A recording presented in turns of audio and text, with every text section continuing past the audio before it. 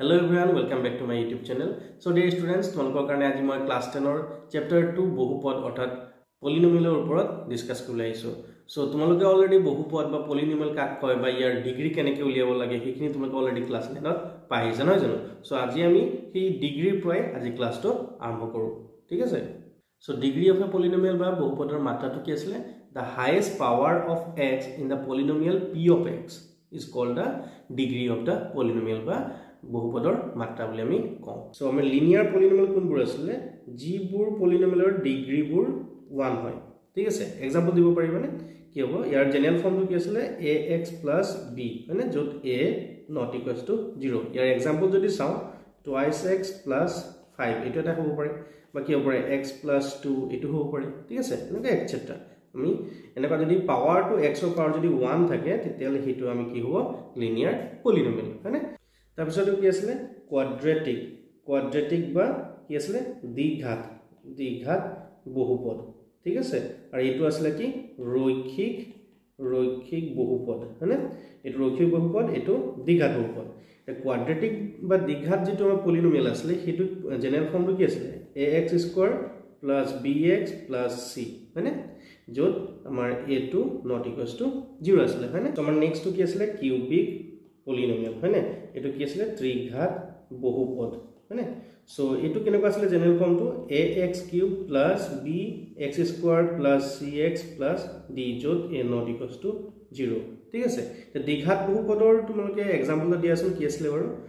মই লৈ লৈছো এটা 2x² + 5x + 6 এটো হ'ব পাৰে নহয় জানো। ভেৰিয়াছ আছে মানে কিউবিক পলিনোমিয়েল বা ত্ৰিঘাত বহুপদ কি আছিল ধৰি লোৱা আমাৰ 4x³ + x² + x + যেনিবা 5। ঠিক আছে, এটো হৈ গল আমাৰ ত্ৰিঘাত বহুপদ বা কিউবিক পলিনোমিয়েল। আলটিমেটলি কথাটো কি আছিল যেটো পলিনোমিয়েল থাকে তাৰ x ৰ আটাইতকৈ ডাঙৰ যেটো পাৱাৰ থাকে। এতিয়া যে কিউবিক পলিনোমিয়েল চাও ইয়াত পাৱাৰ 1 আছে, ইয়াত 2 আছে, ইয়াত 3 আছে। সো সবতছে ডাঙৰ কি হয় 3 হয়, সেইকাৰণে আমি এটো 3 টো ইয়াৰ ডিগ্ৰী বা ঘাত বুলি আমি কওঁ। ঠিক আছে, এইখিনি তোমালোকে অলৰেডি ক্লাস 9 ত পঢ়ি আহিছা, জাস্ট ৰিভিজন মই কৰি দিছো। সো ইয়াৰ পিছৰ পাৰ্টটো হৈ গল জিৰো অফ এ পলিনোমিয়েল। এটো তোমালোকে পাই আহিছা জিৰো অফ এ পলিনোমিয়েল বা এটা বহুপদৰ শূন্য আমি কেনেকৈ উলিয়াব পাৰো। এটো কেনেকৈ কৰিছিলো এটো আমি পলিনোমিয়েল এটা লৈ লওঁ x + 2 ললো দেই। তো এতিয়া চাবা এই পলিনোমিয়েলটোক মই x ৰ কি মান পাতিলে 0 হ'ব, মানে x ৰ ভ্যালু আমি ইয়াত কি মান পাতিম যাতে এটো 0 হৈ যাব। ঠিক আছে, সো এটা আমি কেনেকৈ কৰিছিলো p of x = 0। So p of x ৰ জায়গাত আমি কি লিখিব পাৰো x + 2 = 0। সো আমি x = কিমান লিখিব পাৰো -2, মানে x ৰ ভ্যালু যদি আমি -2 ইয়াত পাতি দিও তেতিয়া কি হ'ব -2 + 2 কৰিলে আমাৰ 0। সো এই x = -2 নাপাল জানো, সেই -2 টোৱে কি হৈ যাব এই পলিনোমিয়েল x + 2 এটা আমাৰ 0 বা শূন্য এটা হ'ব। সো আমি নেক্সট পাৰ্টলৈ যাওঁ জ্যামিতিক্যাল মিনিং অফ দ্য জিৰোজ অফ এ পলিনোমিয়েল। মানে এটা পলিনোমিয়েলৰ জ্যামিতিক অৰ্থটো কি হ'ব পাৰে আমি সেইখিনিৰ ওপৰত অকমান ডিসকাস কৰি লম দেই। সো তোমালোকে চাবা যদি পলিনোমিয়েলটো x ৰ কাৰণে হয়, সাপোজ p of x যদি হয় তেতিয়ালে আমি কি চাম এই x অক্ষডাল তোমালোকে দেখা পাইছা নিশ্চয় x অক্ষ এটো y অক্ষ, সবত আমি x অক্ষ y অক্ষকে আমি লিখি লৈছো। ঠিক আছে, সো এতিয়া চাবা তুমি x অক্ষ কেইবাৰ কাটিছে আমি হেতু চাম। ঠিক আছে, আমি যিবোৰ ৰেখা আছে এইটো এটা হল, এইটো এটা ৰেখা হল, এইটো এটা ৰেখা হল, এইটো এটা ৰেখা হল। ঠিক আছে, এইখিনি গুটেখিনি এটা ৰেখা নহয় জানো। সো এই গুটেকিটা ৰেখাই x অক্ষক কিমান বাৰ কাটিছে আমি হেতু আমি চাই লম। সো ইয়াত এটা পইণ্টটো যেহেতু আমাৰ কটাকটি কৰা নাই x অক্ষত তেতিয়ালে ইয়াৰ আমাৰ শূন্যৰ পলিনোমিয়েলটোৰ শূন্য কিমানটা হ'ব শূন্য এটাও নাথাকে ইয়াত শূন্য। ঠিক আছে, 0 ইয়াত এটাও নাথাকে, বুজি পালানে। x অক্ষত কটাকটি কৰিলেহে আমাৰ ইয়াত 0 পাম। ঠিক আছে, হেতু হৈ গল জ্যামিতিক অৰ্থ। সো নেক্সটটো চাবা তোমালোকে নেক্সট গ্ৰাফটো তে x অক্ষত আমাৰ এটা বিন্দুতহে কাটিছে গ্ৰাফডালে হয়নে। সো গতিকে এই যেটো আমাৰ পলিনোমিয়েল পাম সেই পলিনোমিয়েলটোৰ শূন্য বা 0ৰ সংখ্যা কেইটা হ'ব এটা। ঠিক আছে, নেক্সট গ্ৰাফটো চোৱা ইয়াত কিমান বাৰ কাটিছে এবাৰ, দুবাৰ, এটো তিনিবাৰ হয়নে। তো তিনিবাৰ কাটিছে গতিকে ইয়াত 0ৰ সংখ্যা কিমান হ'ব 3, ইয়াত হৈ যাব 1 মানে ইয়াত এটাও নাই হয়নে। সো নেক্সট সাইন নম্বৰটো চোৱা ইয়াত আমাৰ কিবা কাটিছে এবাৰ, দুবাৰ, অৰ্থাৎ ইয়াৰ 0 নাম্বাৰ অফ 0 ইজ 2 হয়নে। তাৰপিছত ইয়াত চোৱা 1 2 3 4 চাৰিবাৰ কাটিছে, সো নাম্বাৰ অফ 0 ইজ 4। ঠিক আছে, নেক্সট চোৱা ইয়াত এবাৰ, এটো এবাৰ, দুবাৰ, তিনিবাৰ হয়নে। So number of 0 is 3। So আশা কৰো তোমালোকে বুজি পাইছা যে জ্যামিতিক্যাল অৰ্থ মিনিং বা জ্যামিতিক অৰ্থ কি হয় এটা পলিনোমিয়েলৰ so the next part is relationship between zeros and coefficients of a polynomial মানে শূন্য আৰু সহগ এটা পলিনোমিয়েল শূন্য আৰু সহগৰ মাজৰ সম্পৰ্কবোৰ কেনেকুৱা আমি সেইখিনি ওপৰত অকমান ডিসকাস কৰো প্ৰথমতে আমি কোয়াড্ৰেটিক পলিনোমিয়েলৰ কাৰণে ডিসকাস কৰিম কোয়াড্ৰেটিক পলিনোমিয়েল কি আছিল যোনটো আমাৰ ax স্কয়াৰ + bx + c ফৰ্মত থাকে যত a not equals to 0 হয় সো ইয়াত কি লৈছো তে শূন্য নিশ্চয় থাকিব কোয়াড্ৰেটিক ইকুৱেচন যেতিয়া হয় তেতিয়া আমি গ্ৰাফত দুবাৰ কাটিব আৰু দুটা আমাৰ 0 বা দুটা শূন্য থাকিব হয়নে সো সেই শূন্য দুটাক মই এটা আলফা এটা বিটা বুলি আমি ধৰি লৈছো ঠিক আছে আলফা আৰু বিটা বুলি দুটা 0 লৈ ললো ঠিক আছে সো তেতিয়ালে কি হ'ব ইয়াৰ দুইটা শূন্যৰ যোগফল সাম অফ দা জিৰোজ মানে আলফা প্লাস বিটা যদি আমি কৰি দিও তেতিয়ালে কি হ'ব -b/a -b টু কি আছিল কোএফিচিয়েন্ট অফ x মানে x ৰ সহগ আৰু a টু কি আছিল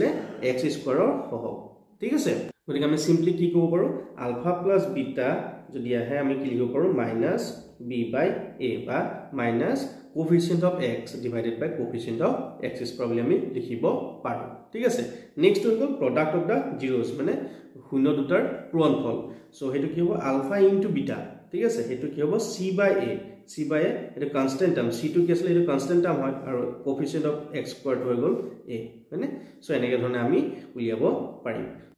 সো एग्जांपल টা লৈ লওঁ এটা তোমালোকে ধুনীয়াকৈ বুজি পাব নহয় জানো সো মই দ্বিঘাত বহুপদ লৈ লৈছো x² + 5x + 6 হয়নে সো ইয়াৰ আমাৰ যিবোৰ ফেক্টৰ আছিল বা উৎপাদক আছিল কি কি আছিল x + 2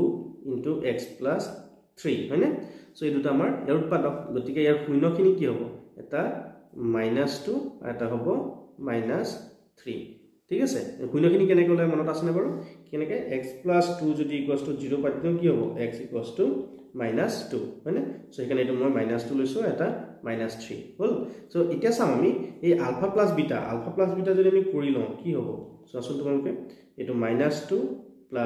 -3 = -5 হয়নে সো -5 সো -5 টো আমি কি লিখিব -5/1 বুলি লিখিব পাৰো হয়নে সো এতিয়া চোৱা এই মাইনাস থাকক দিয়া এই 5 যেটো আছে 5 টো কি হয় ইটো নহয় জানো অৰ্থাৎ কি হয় এটো b হয় মানে আকৌ ডিভাইড বাই 1 লিখিলো 1 টো কি হয় x স্কয়াৰ কোএফিচিয়েন্ট মানে সো আলটিমেটলি বুজি পালা কেনে কৰিব লাগে সো যদি আমি প্ৰডাক্ট টো কৰি চাও -2 আলফা ইনটু বিটা হয়নে সো কি হ'ব -2 ইনটু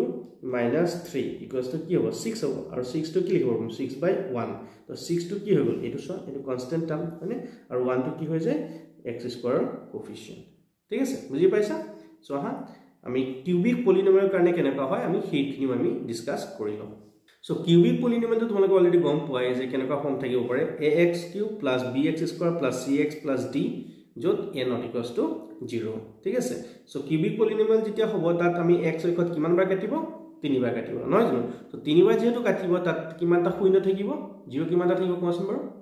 3টা মানে সো 3টা শূন্য থাকিব বা 3টা 0 থাকিব অৰ্থাৎ আমি সেই 3টা 0 ক আমি কি বুলি লৈছো আলফা বিটা আৰু গামা বুলি লৈছো ঠিক আছে কি আছে তো আমি নাজানো সো আমি আলফা বিটা আৰু গামা বুলি ধৰি লৈছো সো আগৰটো নিচিনাকৈ আমি কি হ'ব alpha plus beta plus gamma তিনিটা যদি আমি যোগ কৰি লওঁ তেতিয়ালে কি হ'ব -b/a পাম মানে coefficient of x² divided by coefficient of x cube ঠিক আছে সো নেক্সট হল alpha beta plus beta gamma plus gamma alpha equals to c/a এটো কি হ'ব coefficient of x divided by coefficient of x cube ঠিক আছে next কি আছে alpha into beta into gamma এটো কি হ'ব -d/a সো d টু কি হৈ যায় আমাৰ কনস্ট্যান্ট টাৰ্ম হ'ব আৰু a to coefficient of x cube ঠিক আছে বুজি পাইছা এটো আগতে অহা নাছিলে কিন্তু এতিয়া খুব ৰিসেন্টলি এক্সামত আহি আছে কিউবিক পলিনোমিয়েল বুকটো এটো not from examination point of view বুলি দিয়া আছে তথাপি এক্সামত আহি আছে সো সাবধানে এইখিনি চাবা ঠিক আছে সো ডিয়াৰ ষ্টুডেন্টস আহা ইয়াৰ ওপৰত কিছুমান প্ৰবলেম কৰিলো তেতিয়া তোমালোকে ধুনীয়াকৈ বুজি পাবা সো ফাৰ্স্ট কোৱেশ্চন টো মই লৈছো চাবা find the zeros of the quadratic polynomial x² - 2x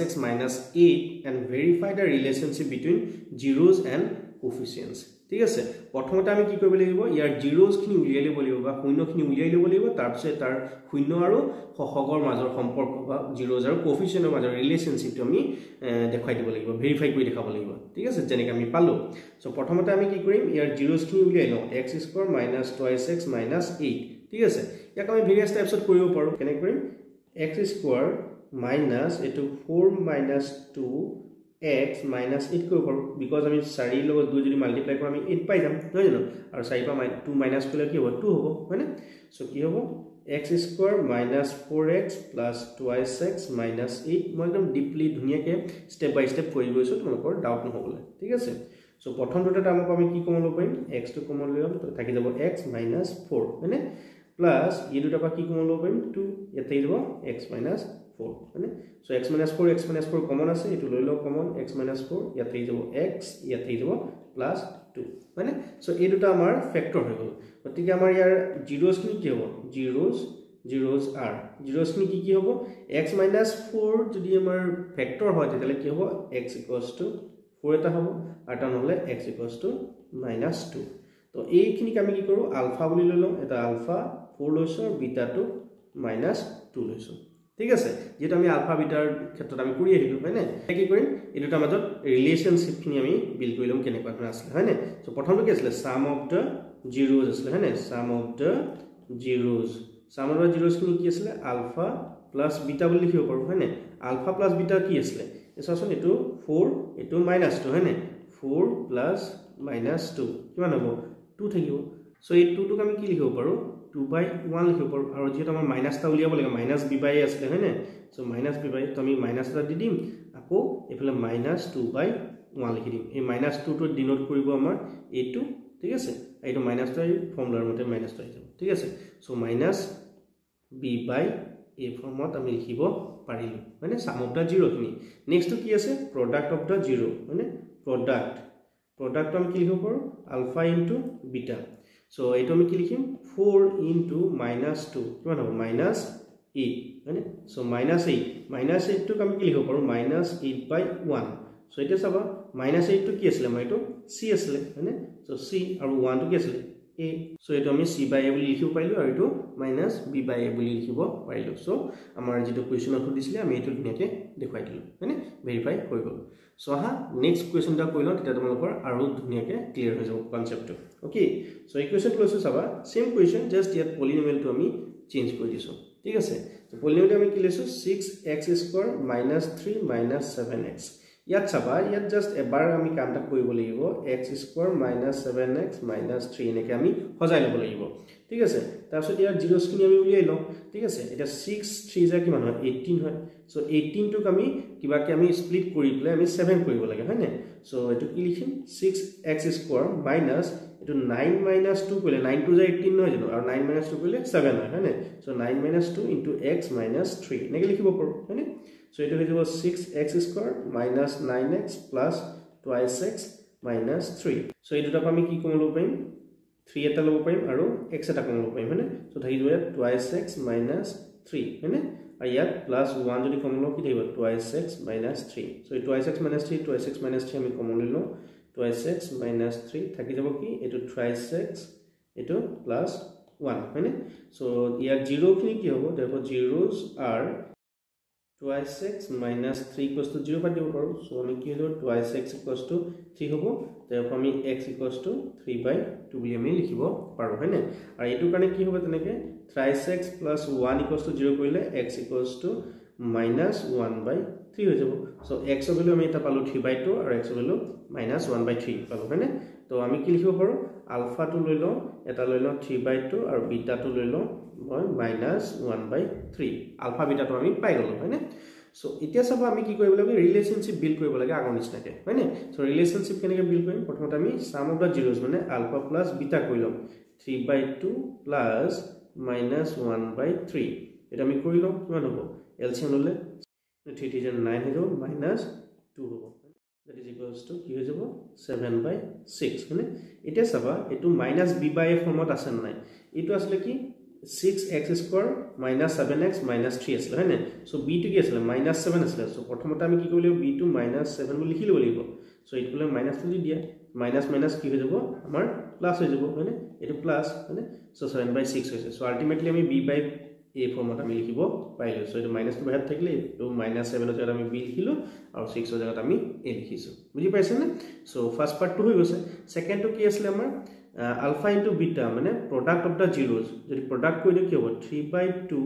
into minus 1/3 so আমি কি কৰিম এটো উপৰটো minus 3 1 * 3 2 3 * 6 এটো ক্যান্সেল কৰিব পাৰো কিন্তু মই ক্যান্সেল নকৰো চাবা এই -3 আছে -3 to সোয়া এটো অলৰেডি c আছে আৰু এটো কি আছে 6 আছে সো আমি এটো ডাইৰেক্টলি c/a বুলি আমি লিখি দিব পাৰো বুজি পাইছা না এইখানে মই ক্যান্সেল নকৰিলো নহলে ক্যান্সেল কৰি দিলে মই আকৌ মাল্টিপ্লাই কৰিব লগা হলতেন সো ডিয়াৰ স্টুডেন্টস বুজি পাইছা আশা কৰো সো দুইটাতে আমাৰ ভেৰিফাই হৈ গল মানে সো নেক্সট দুটামান প্ৰবলেম কৰিলো তেতিয়া আৰু দুনিয়াকে তোমালোকৰ কনসেপ্টনি ক্লিয়াৰ হ'ব So next question is Saba, find a quadratic polynomial whose sum and product of the zeros are 4 and 3 respectively. মানে ইবা উল্টা কে দিছে যে sum to are product to দিয়া আছে মানে 0 to তার sum আর product to দিয়া আছে দেই এটো বহুত কনফিউজন হয় দেই এই বস্তু চাবা ভালকে সো এটো কি দিয়া আছে given দিয়া আছে কি sum of the zeros মানে alpha plus beta to 4 বুলি দিয়া আছে ঠিক আছে আর প্রোডাক্ট টু দিয়া আছে মানে আলফা ইনটু বিটা টু কি আছে 3 আলফা বিটা তো জিরোস অফ দা পলিনোমিয়াল বলি লিখি লবা দেই উপরে let alpha and beta be the zeros of the polynomial ঠিক আছে প্রথমতে এটো লিখি লবা তোমালকে নহলে খেলি মিলি হ'ব ঠিক আছে সো আলফা প্লাস বিটা তো আমি দিয়া আছে 4 বুলি আৰু আলফা ইনটু বিটা তো 3 বুলি দিয়া আছে হয়নে সো এটা কি কৰিম আমি quadratic polynomial to আমি লিখিব লাগে so therefore the quadratic polynomial is কি হ'ব ইয়াত চাবা ইয়াত জেনাৰেল ফৰ্ম তো আছে x² minus alpha plus beta into x plus alpha into beta দেই এইটো তোমালোকে স্ট্যান্ডার্ড ফর্ম হয় তোমালোকে মনত ৰাখিবা ঠিক আছে x² minus alpha plus beta মানে sum of the zeros into x plus alpha into beta মানে product of zeros ঠিক আছে সো ইয়াত আমি x² to রাখো alpha plus beta to আমি পাতি দিও কি আছে 4 আছে minus 4x plus alpha into beta কি আছে 3 আছে so x² minus 4x plus 3 to হৈ গল আমাৰ required quadratic polynomial বুজি পাইছা নে এটা ইজি কোৱেশ্চন হয় খালি কনফিউজ কৰে ইয়াৰ পিছৰ দুটামান কোৱেশ্চন মই তোমালোকক দিম হেতু কনফিউজ হ'ব চাবা সো ভালকৈ তোমালোকে চাই থাকিবা দেই সো সেম কাইন্ড অফ মই আৰু এটা প্ৰবলেম লৈ লৈছো একেটাই quadratic polynomial আমি উলিয়াব লাগে whose sum and product of the zeros are 1/4 and -1 respectively ঠিক আছে সো এটো আমি কি কৰিম let alpha and beta be the zeros of the polynomial মানে এটো আমি লিখি লব লাগিব নহলে আমাৰ আলফা বিটা কোৰ পা আহিছে তোমালোকে বুঝিবলৈ দিগদাৰ পাবা হয়নে বা টিচাৰছ তোমালোকে কাটি দিব পাৰে এইখিনি লাইন ঠিক আছে সো देयरफॉर আমাক কি দিছে আলফা প্লাস বিটা এটো অ্যাকর্ডিং টু কোয়েশ্চন বুলি লিখিব পাৰা আলফা প্লাস বিটা দিয়া আছে 1/4 and alpha into beta মানে এটো -1 দিয়া আছে মানে প্ৰথমটো কি হল গুণিতৰ যোগফল আৰু পিছৰটো গুণিতৰ পূৰণফল so therefore the required quadratic polynomial ঠিক আছে quadratic polynomial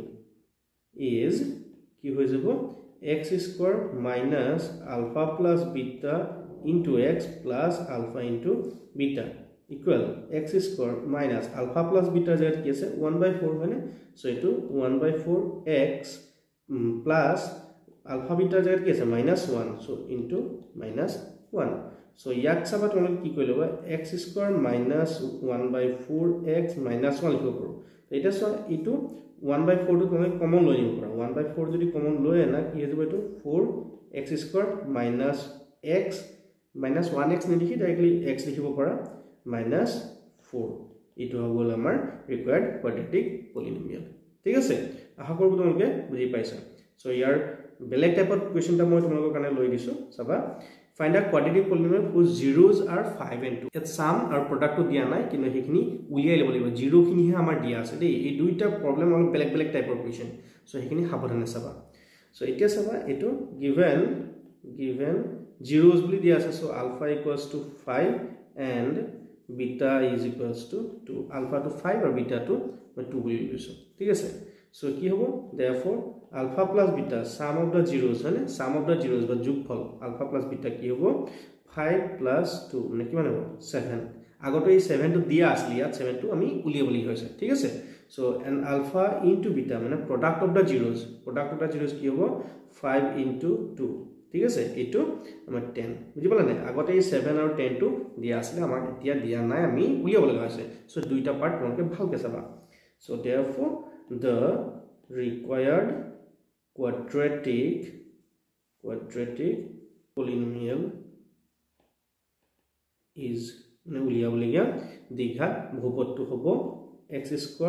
minus alpha plus beta into x plus alpha into beta so x² minus alpha plus beta to কিমান আছিল এটো 7 আছিল 7x plus alpha into beta এটো কিমান 10 ঠিক আছে আশা কৰো তোমালোকে বুজি পাইছা কিবা ডাউট আছে যদি তোমালোকে কমেন্ট সেকশনত দিবলৈ নাপাহৰিবা ঠিক আছে সো আহা আৰু এটা কোৱেশ্চন লইলো আমি এই কোৱেশ্চনটো অকন ফ্ৰেকশনত লৈছো মই তেতিয়া তোমালোকৰ কনফিউজটো ক্লিয়াৰ হৈ যাব ঠিক আছে ইয়াতো তেনেকৈ আমাৰ জিৰোজ দুটা দিয়া আছে ইয়াত sum of the zeros and product of the zeros আমি ফাৰ্স্ট উলিয়াই ল'ব লাগিব তাৰ পিছত আমি যেটো আমাৰ ৰিকুৱাৰ্ড কোৱাড্ৰেটিক পলিনোমিয়েলটো উলিয়াব লাগিব ঠিক আছে সো আমি কি কৰিম given alpha equals to -4 and beta is equals to 3/2 first আমি লিখি লৈছো therefore কি হৈ যাব sum of the zeros তোমালোকে sum of the zeros বা পূৰ্ণতা যোগফল বুলি লিখি ল'ব পাৰা মই নিলিখাকে ডাইৰেক্ট কৰিছো ঠিক আছে এটা কি লিখিম alpha plus beta to -4 plus 3/2 so এটা আমি এলসিএম ললে কি হ'ব 2 হ'ব এটো -8 plus 3 মানে সো কি হৈ যাব -5/2 হৈ গল মানে and alpha into beta মানে product of the zero পূৰ্ণতাৰ পূৰণফল মানে পূৰ্ণতাৰ পূৰণফল আমি কেনেকৈ কৰিম -4 into 3/2 এটুৰে ইয়া কাটিলে 2 2 4 হৈ যাব হয়নে আৰু -2 3 6 -6 পালো সো এই দুটা আমি পাই গলো এতিয়া কি হ'ব therefore the required quadratic polynomial is মানে polynomial is কি হৈ যাব x² minus alpha plus beta x plus alpha into beta so x² minus alpha plus beta জায়গাত আমি কি লিখিব পাৰো এটো -5/2 মানে -5/2 into x plus alpha into beta জায়গাত -6 মানে so ইয়াক যদি আমি ভাঙি দিও কি হৈ যাব x² minus plus 5/2 x minus 6 ইয়াক যদি ডিনোমিনেটৰটো কমন লৈ 1/2 টো কমন লৈ 2x² plus 5x minus 12 হৈ যাব ঠিক আছে সো ডিয়াৰ স্টুডেন্টস আশা কৰো তোমালোকে এই প্ৰবলেমটো ধুনীয়াকৈ বুজি পাইছা যদি তোমালোকৰ কিবা ডাউট আছে কমেন্ট সেকশনত জনাই দিবলৈ নাপাহৰিবা সো ডিয়াৰ স্টুডেন্টস আজি ভিডিওটো ইমানতে সমাপ্ত কৰিছো যদি তোমালোকে ভিডিওটো ভাল পালা দেন লাইক কৰি দিবা কমেন্ট সেকশনত জনাই দিবা কেনেকৈ পালা আৰু শেয়াৰ কৰি দিবা ভিডিওটো তোমালোকৰ বন্ধু বান্ধৱলৈ আৰু চেনেলটো সাবস্ক্ৰাইব কৰিবলৈ নাপাহৰিবা thank you have a nice day